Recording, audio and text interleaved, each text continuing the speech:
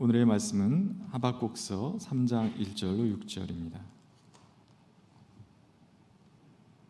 이것은 시기온옷에 맞춘 예언자 하박국의 기도이다. 주님, 내가 주님의 명성을 듣습니다. 주님, 주님께서 하신 일을 보고 놀랍니다. 주님의 일은 우리 시대에도 새롭게 알려 주십시오. 우리 시대에도 알려주십시오. 진노하시더라도 잊지 마시고 자비를 베풀어 주십시오. 하나님이 대만에서 오신다. 거룩하신 분께서 바란산에서 오신다. 하늘은 그의 영광으로 뒤덮이고 땅에는 찬양 소리가 가득하다. 그에게서 나오는 빛은 밝기가 햇빛 같다. 두 줄기 불빛이 그의 손에서 뻗어나온다. 그 불빛 속에 그의 힘이 숨어 있다.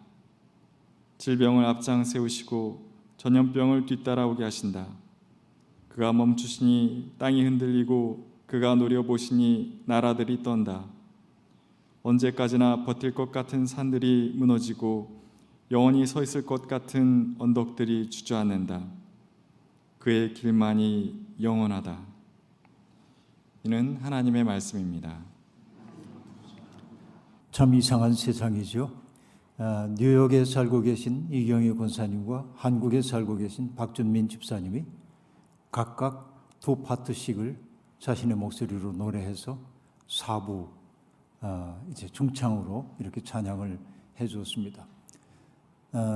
코로나19가 이렇게 세상을 갈라놓았지만은 또 공간을 좁혀놔가지고 외국에 있는 이들과 함께 소통할 수 있는 길이 또 열리고 있다는 사실이 흥미롭게 다가오기도 합니다. 자비로우신 주님의 은혜가 예배의 자리에 나오신 모든 분들 또 각자의 삶의 자리에서 예배에 동참하는 모든 분들과 함께 하시길 빕니다. 무엇보다도 울고 싶고 그리고 어딘가에 기대고 싶고 쓸쓸하고 낙심되는 상황 속에 살고 있는 이들에게 주님의 각별한 은혜가 함께 하시기를 간절히 소망합니다. 우리는 행복을 꿈꾸지만은 명랑하게 살려고 애를 쓰지만은 우리를 울적하게 만드는 일들이 더 많은 세상에 살고 있습니다. 서민들을 분노하게 만들었던 일들이 벌어졌죠.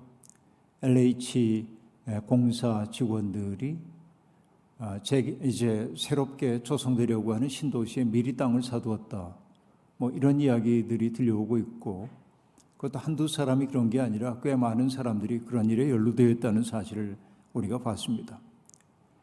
비밀스러운 정보를 다루는 자리에 있는 사람들이 자기들이 획득한 정보를 가지고 자기 이익을 위해 투자하는 이런 일들을 바라보면서 지상에 방 한 칸 마련하기 어려운 형편 속에 있는 사람들은 분노할 수밖에 없고 분노를 넘어 허탈감을 느낄 수밖에 없는 게 우리의 현실입니다.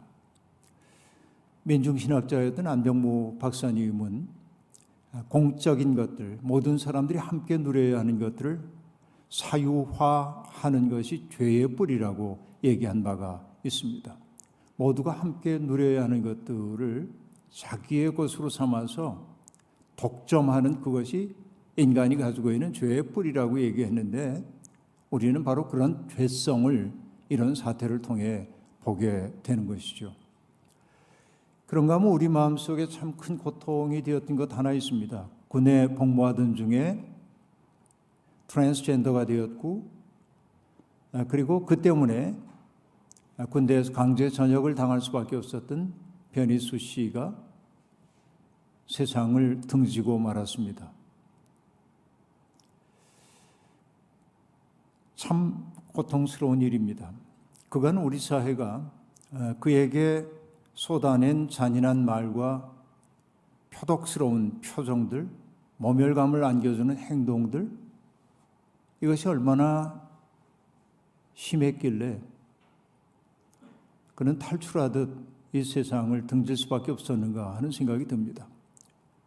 물론 그런 현실에 대해서 이해하지 못할 수 있죠. 그리고 반대할 수도 있습니다. 비판할 수 있습니다. 당연합니다. 그럴 수 있습니다.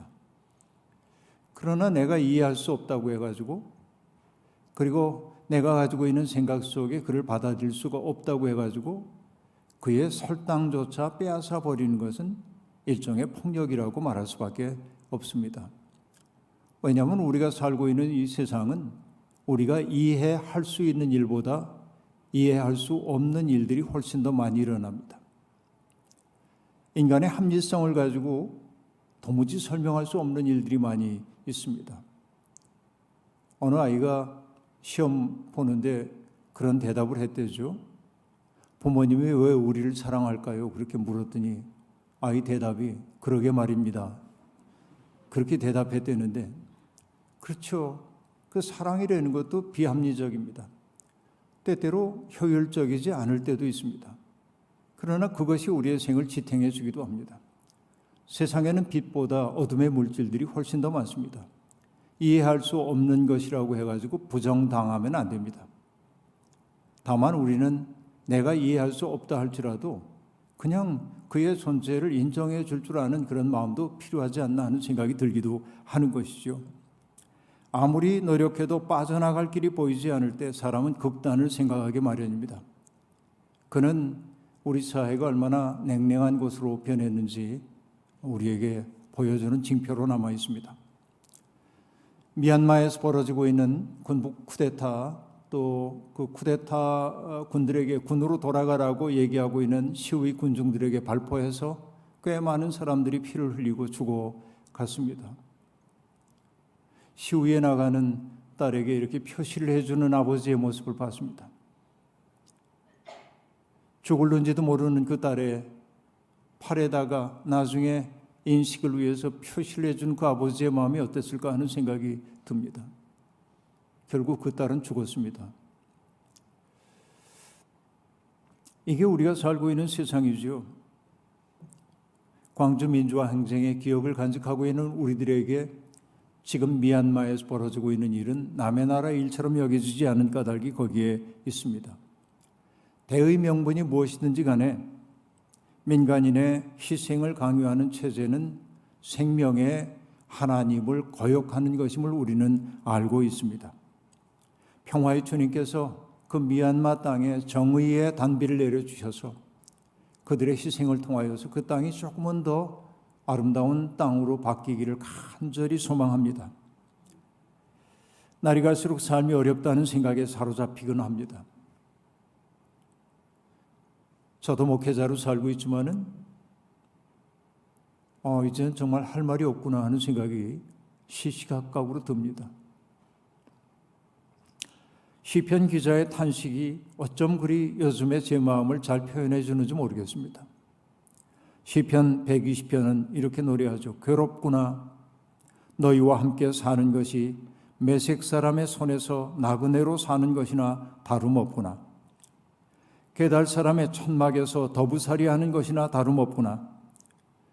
내가 지금까지 너무나도 오랫동안 평화를 싫어하는 사람들과 더불어 살아왔구나. 나는 평화를 사랑하는 사람이다. 그러나 내가 평화를 말할 때 그들은 전쟁을 생각한다. 이게 인간들이 노정하고 있는 삶의 모습입니다. 우리는 평화를 사랑하지만은 우리의 일상적인 삶의 자리는 전쟁터와 같습니다. 그렇게 우리는 자꾸만 하나님 앞에 나와 여쭙지 않을 수 없습니다.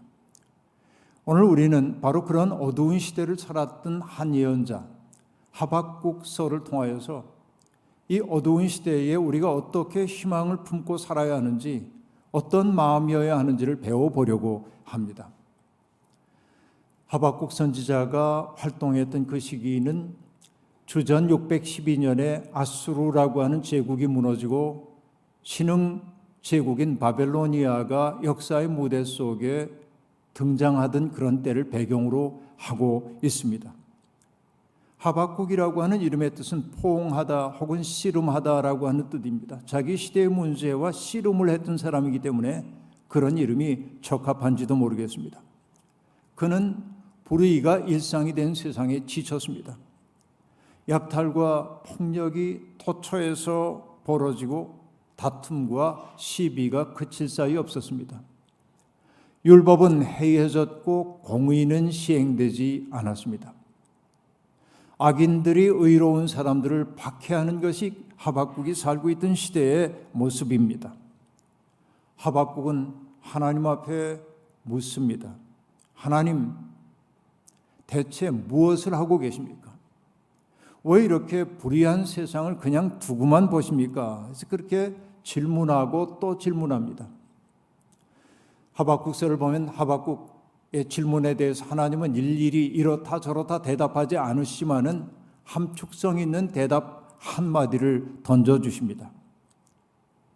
제 힘이 곧 하나님이라고 여기는 이 죄인들도 마침내 바람처럼 사라져서 없어질 것이다 라고 하는 말입니다.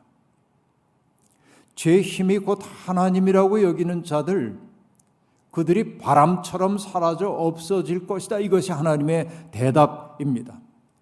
다시 얘기하면은 지금은 불의가 판을 치는 것처럼 보여도 하나님의 정의가 반드시 시행된다고 하는 말입니다. 비록 더디어 보일지라도 하나님의 그 시간을 기다리며 사는 것이 성도의 삶이어야 한다고 말합니다. 부당한 이익을 탐하는 사람들, 피로 마을을 세우는 사람들, 불의로 성읍을 건축하는 사람들의 수고가 헛수고가 되는 그날이 차곡차곡 다가오고 있다는 것입니다. 그날이 내일일는지 모레일는지 한 달 후일는지는 말하기 어렵지만 마치 봄 기운이 찾아오면은 일시에 얼음들이 녹아내리고 잠들었던 생명들이 깨어나는 것처럼 하나님의 시간은 그렇게 어김없이 다가오고 있습니다. 그 때문에 하나님은 말씀하십니다. 온 땅은 내 앞에서 잠잠하라 라고 말합니다. 온 땅은 내 앞에서 잠잠하라. 여러분, 그렇습니다. 이것이 하나님이 지배하시는 세상입니다. 그 땅에서 사는 사람들은 어떻게 살아야 합니까? 의인은 믿음으로 산다. 하박국서에서 제일 유명한 말씀이죠. 의인은 믿음으로 산다라고 하는 것 말입니다. 요즘 들어서 여러분 찬송가 380장 2절 가사가 자꾸만 떠오릅니다. 괴로운 세상 지날 때 나를 인도하여 주소서. 주를 믿고 나아갈 때 나의 길을 잃지 않겠네. 날마다 주를 찬송하겠네. 주의 사랑줄로서 나를 굳게 매소서. 이 찬송가가 자꾸만 제게 떠올라옵니다. 그 사랑줄, 그걸 꼭 붙들 때, 아니 그 사랑줄이 우리를 얽어맬 때 우리는 이 세파에 떠밀려 가지 않은 사람이 될 수 있을 겁니다. 하박국서로 조금 더 들어가 보겠습니다. 하박국서의 구조는 단식시의 구조하고 매우 유사합니다. 단식시는 불의한 현실에 대해서 탄식하는 시인들의 노래이지요. 단식시의 구조는 대개 이렇습니다. 내가 겪고 있는 괴로움이 이렇게 큽니다. 악인들이 설치는 세상이 이러합니다라고 시인들은 언제나 먼저 자기의 현실을 하나님 앞에 아뢰입니다. 그리고 하나님이 개입하셔서 그 악인들을 심판해 달라고 이야기합니다. 그러다가 문득 그는 지난날 하나님이 내게 베풀어 주셨던, 그리고 역사 속에서 보여주셨던 하나님의 위대한 행위들을 기억해냅니다. 그러고 나자 들끓고 있었던 자기의 마음이 차분하게 가라앉습니다. 그래서 시편 시인들은 대개 마지막을 하나님께 대한 찬양과 기도로 마치곤 합니다. 하박국도 거의 동일한 구조로 되어 있습니다. 그런데 오늘의 본문 말씀은 그 단식시의 마지막 부분, 찬양과 기도에 해당되는 부분이라고 말할 수 있습니다. 하박국은 고백합니다. 주님의 명성을 들었습니다. 주님이 하시는 일을 보고 저는 놀랐습니다. 주님의 명성을 듣고 주님이 하시는 일을 듣고 저는 놀랐습니다 라고 말합니다. 여러분, 놀람이야말로 하나님의 역사 섭리 앞에 서 있는 사람들이 고백할 수밖에 없는 정서라고 말할 수밖에 없습니다. 시편 139편 기자는 이렇게 고백하고 있죠.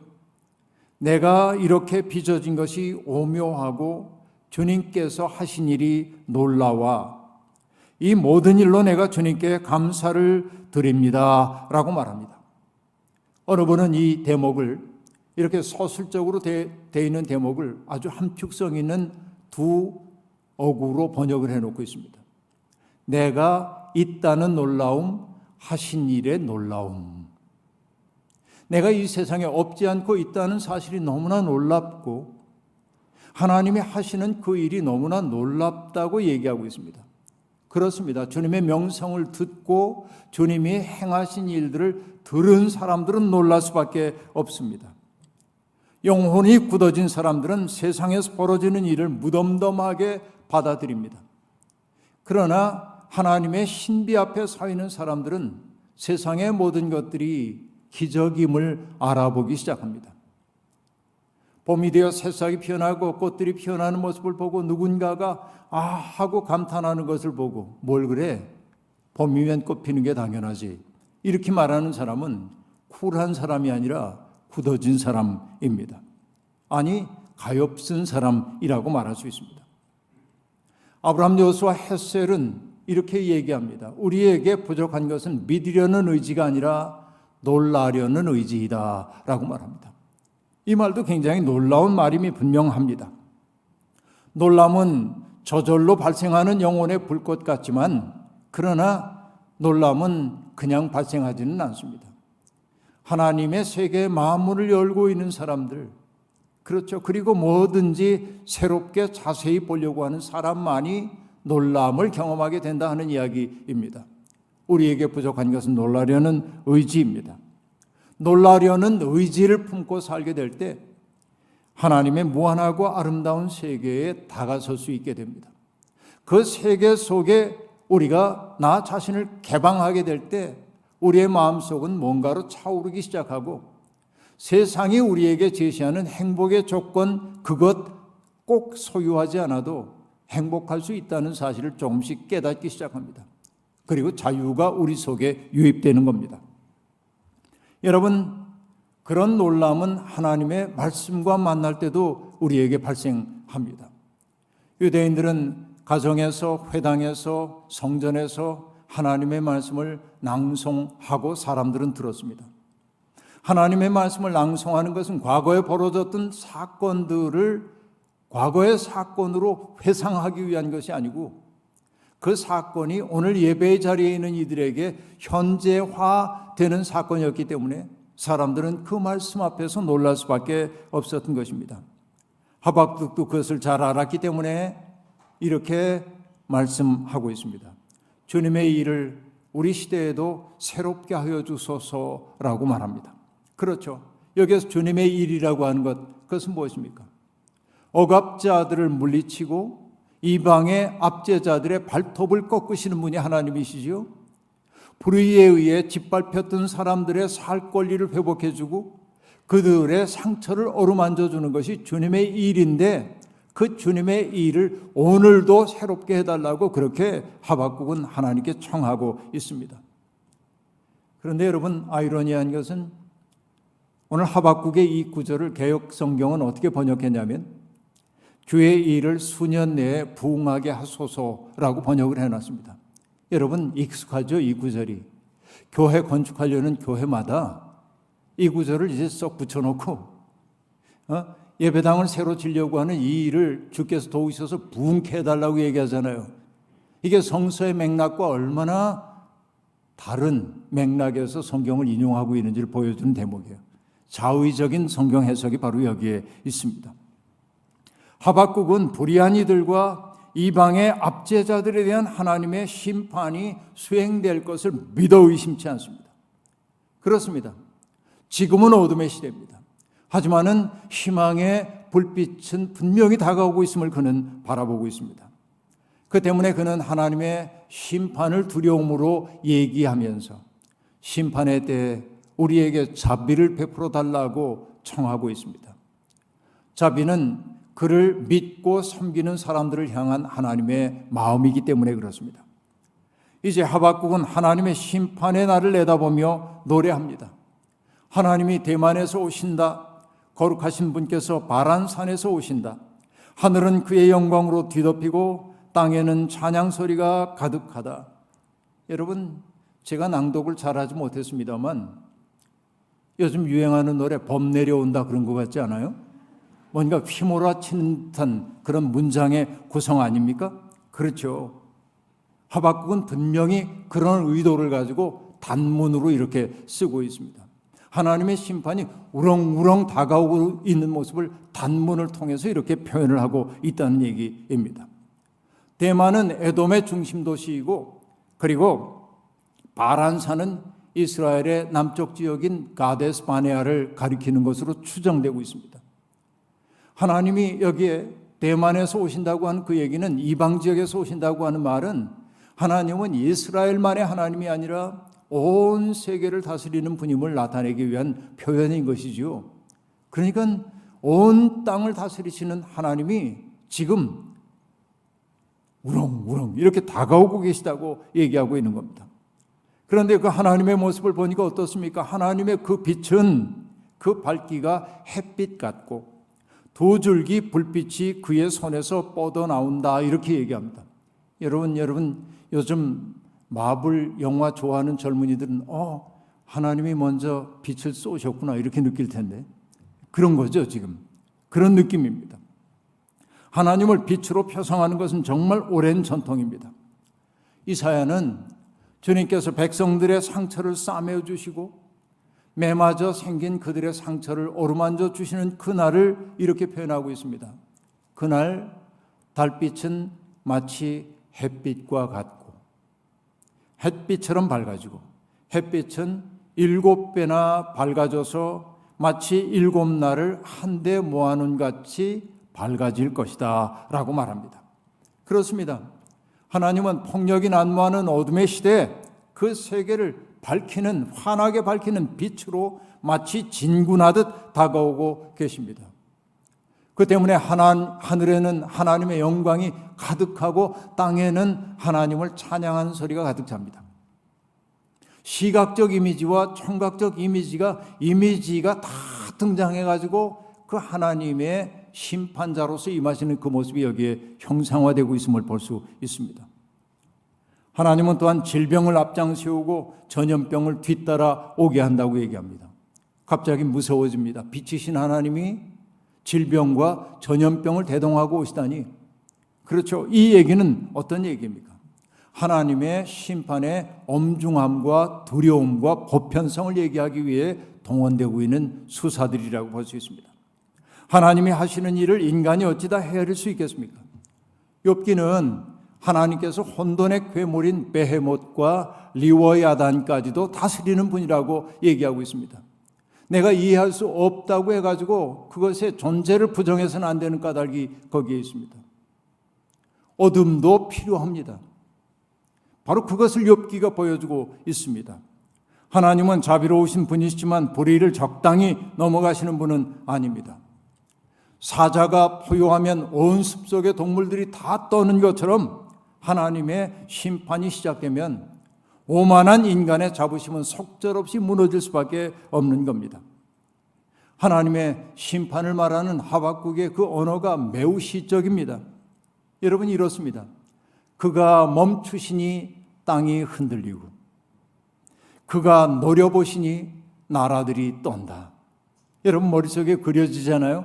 그가 멈추시니 땅이 흔들리고 그가 노려보시니 나라들이 떤다. 언제까지나 버틸 것 같은 산들이 무너지고 영원히 서 있을 것 같은 언덕들이 주저앉는다라고 말합니다. 굳건해 보이는 산은 저기에 있는 저 산들, 북한산, 도봉산 이런 산들을 말하는 것이기도 하지만은 산처럼 우뚝해 보이는 사람들, 산처럼 우뚝해 보이는 체제들, 저 높은 언덕이라고 하는 것, 무너질 것 같지 않은 그런 토대를 갖고 있는 그런 세력들 나타내는 것 아닙니까? 그러나 여러분, 아무리 굳건해 보이는 것이라 해도 하나님이 노려보시면 끝난다라고 하박국은 지금 이야기를 하고 있습니다. 시적이지만 장대한 역사의식이 여기에 등장하고 있습니다. 그렇습니다. 천하를 호령했던 제국들 가운데 남아있는 제국이 어디 있습니까? 다 무너졌지요. 제국은 왜 무너질 수밖에 없습니까? 하나님을 거역하기 때문에 그렇습니다. 어떤 의미에서 하나님을 거역합니까? 약자들에 대한 폭력과 착취를 허용하기 때문에 그렇습니다. 제국은 전체주의를 지향합니다. 다시 말하면 다름을 용납하지 않습니다. 다른 목소리를 내는 사람들을 미워합니다. 국가나 집단의 이해를 개인의 이익보다 훨씬 앞에 세우기 때문에 전체의 목적 달성을 위해서는 개인의 자유를 억압해도 된다고 말하는 게 전체주의입니다. 이탈리아의 독재자인 무솔리니는 이렇게 말합니다. 국가 안에 모두가 있고 국가 밖에는 아무도 존재하지 않으며 국가에 반대하는 그 누구도 존재하지 않는 것이다 라고 얘기합니다. 자기의 체제에 굴복하지 않는 사람들은 존재하지 않는 존재이기에 죽여도 되는 존재인 거죠. 이게 제국의 논리입니다. 그러나 하나님은 그렇게 역사를 바라보지 않으십니다. 하나님이 눈길을 주고 있는 것은 누구예요? 강자들이 아닙니다. 그 강자들에 의해 찢기고 상처난 사람들을 하나님은 유심히 보시는 거지요. 그들의 살 권리를 세워주고 싶어 하시는 것이지요. 하나님 나라, 그것은 가장 작은 자들이 존중받는 세상, 바로 그런 세상이에요. 그들의 살 권리를 찾아주는 세상입니다. 그 때문에 바울 사도도 하나님 나라의 구성 원리를 설명하면서, 곧 교회의 구성을 설명하면서 가장 연약한 지체가 가장 소중하다고 얘기하고 있습니다. 이렇게 말하죠. 그뿐만 아니라 몸의 지체 가운데서 비교적 더 약하게 보이는 지체들이 오히려 더 요긴합니다. 그리고 우리가 덜 명예스러운 것으로 여기는 지체들에게 더욱 풍성한 명예를 덧입히고 볼품없는 지체들을 더욱더 아름답게 꾸며줍니다 라고 말합니다. 여러분, 우생학적으로 보자고 한다면 어리석은 이야기입니다. 효율적이지도 못합니다. 힘 있는 사람들이 많은 것을 성취해서 어려운 사람들 나누어 주는 것이 더 효율적이라고 세상은 얘기합니다. 그러나 여러분, 많은 것 얻어서 나눠주는 법이 없어요. 이게 역사 속에서 우리가 경험한 바입니다. 그렇습니다. 여러분, 하나님 나라는 효율성을 따지지 않습니다. 포도원의 맨 마지막에 들어온 사람에게도 똑같은 임금을 주어 그들이 필요한 것들을 공급해 주는 게 하나님의 마음입니다. 재산을 받아가지고 나아가서 다 탕진하고 돌아온 탕자를 따뜻한 품으로 받아 안고 살진 송아지를 잡아 대접하는 것이 하나님의 마음입니다. 하나님의 마음은 상처 입은 것들을 부둥켜 안는 것이기 때문에 그렇습니다. 바로 그것을 하박국은 뭐라고 얘기합니까? 그 길만이 영원하다라고 말합니다. 바로 그 길이 사랑의 길입니다. 그 길이 진리의 길입니다. 그리고 그 길이 십자가의 길입니다. 그 길만이 영원합니다. 노자는, 춘추 전국시대의 현인인 노자는 길이 길답지 못하면 오래가지 못한다라고 얘기했습니다. 우리가 선택하여 가는 그 길이 길답지 못하면 하나님이 우리에게 보여주는 그 길이 아니면 그것은 장구할 수 없다고 얘기하고 있는 것입니다. 그렇습니다. 길이신 주님을 따라 걸어야 합니다. 바로 그렇게 걷는 그 상이 영생입니다. 제 힘을 하나님처럼 여기는 이들은 바람처럼 사라질 것입니다. 오늘 우리를 사로잡고 있는 현실의 어둠이 제 아무리 어둡다 해도 빛으로 하나님이 다가오고 계심을 가슴속에 품고 사십시오. 모질고 험한 세상이지만 어떤 경우에도 사랑을 포기하지 않는 사람들, 친절함과 온유함으로 누구를 환대하는 사람들, 바로 그들이 길이 된 사람이고 예수 그리스도를 길로 고백하는 사람입니다. 바로 그들만이 그분의 길이 영원하다고 말할 수 있는 사람들인 것입니다. 여러분, 바로 우리들이 하나님 나라의 전령이 되어야 하지 않겠습니까? 하루하루 그 길을 걷는 기쁨을 누리시길 바랍니다. 하루하루 세상이 우리에게 보여주고 있는 그 멋있어 보이는 그 길에만 탐닉하는 것 아니라 영원히 흔들릴 수 없는 그 길, 영원한 길, 우리를 영생에 인도하는 그 길, 사랑의 길, 십자가의 길 위에서 든든히 서가는 우리가 되기를 주의 이름으로 축원합니다. 주신 말씀 기억하며 거듭의 기도 드리겠습니다. 하나님, 세상은 우리에게 성공의 사다리 저 꼭대기에 올라가기 위해 쉬지 말라고 말합니다. 그러나 하나님은 우리에게 저 낮은 곳에 있는 사람들의 신음소리를 들으라 말씀하십니다. 세상은 우리에게 수단 방법 가릴 것 없이 나의 행복을 위해 다른 사람들을 수단으로 삼으라고 말합니다. 그러나 하나님은 우리에게 말씀하십니다. 너희는 가장 낮은 자리에서 사람들을 섬기라고. 그리고 말씀하십니다. 그 길만이 영원하다고. 하나님, 우리는 바로 그 어리석어 보이는 십자가의 길을 걷기로 다짐한 사람들입니다. 살다 보면 우리의 그런 마음들이 흔들려 세상의 물결 앞에 속절없이 흔들리기도 합니다. 이런 우리 불쌍히 여기시고 주님의 사랑의 줄로 우리를 메어 그 길에서 벗어나지 않게 도와주옵소서. 예수님의 이름으로 기도하옵나이다. 아멘.